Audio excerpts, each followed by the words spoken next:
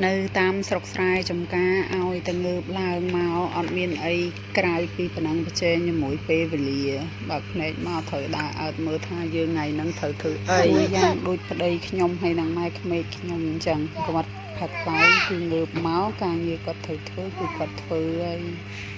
ម៉ែក្មេកខ្ញុំវិញគាត់ក្រោកតាំងតែពីម៉ោង4រៀបចំខ្លួនរៀបចំប្រដាប់តាគាត់ចូលទៅលក់នៅឯផ្សារពួកគាត់លក់ដូរគាត់មានច្រើនណាតាំងពីម៉មលហុងទៅសក់ត្រាំទៅសក់ចាវអីក៏មានដែរប្តីខ្ញុំចការនៅផ្ទះហ្នឹងអើតមើលចុះអើតមើលឡើងត្រូវធ្វើអី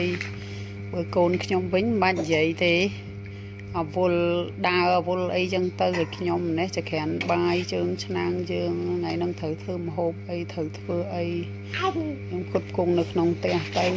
ដល់តែគាត់ឡើងមកគាត់ឃើញឆ្អិនស្រាប់ទៅនាំគ្នាពិសាបាយទៅ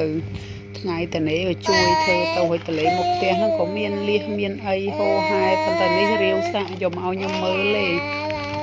ព្រោះខ្ញុំថាប៉ុណ្ណឹងធ្វើអីគ្រាន់លៀសហ្នឹង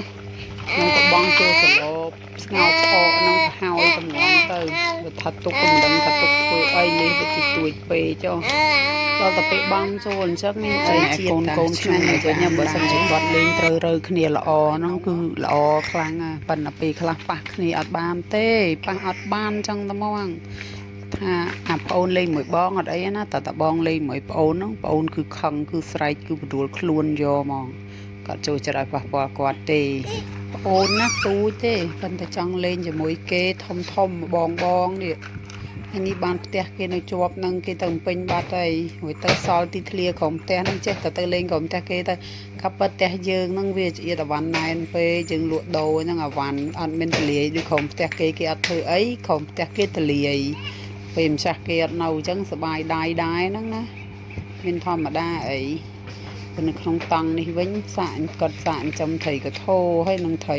តែងនិយាយហែភ្លុងផ្លាំងកូនត្រីឯងទិញពីពេញមកឲ្យគាត់សាក់ចំមើលវាស៊ីចំណីដែរវាមិនជាប្របាក់ឲ្យវានេះម៉ាននេះឲ្យវាស៊ីម៉ាននេះអាបដែតនោះវិញគាត់សាក់តំណាំលើទឹកគាត់តិចតួចហើយបើកូនស្រីទាំងពីររបស់ខ្ញុំនេះវិញមិនបាច់និយាយទេតែយប់ឡើងទីពីអាមួយចូលចិត្តធ្វើបាបអាមួយទៀតពេលថ្ងៃបងធ្វើបាបប្អូនពេលយប់ប្អូនធ្វើបាបបងគឺថាអត់ឲ្យសុកគ្នាអញ្ចឹងហ្មងឆ្នាំស្រ័យនិងឆ្នាំហោងឆុងគ្នាសាហាវឆ្លោះតែគ្នាអត់ត្រូវគ្នាទេពួកគាត់នេះថាកូនពៅវិញកូនស្រីពៅងក់មែនតែន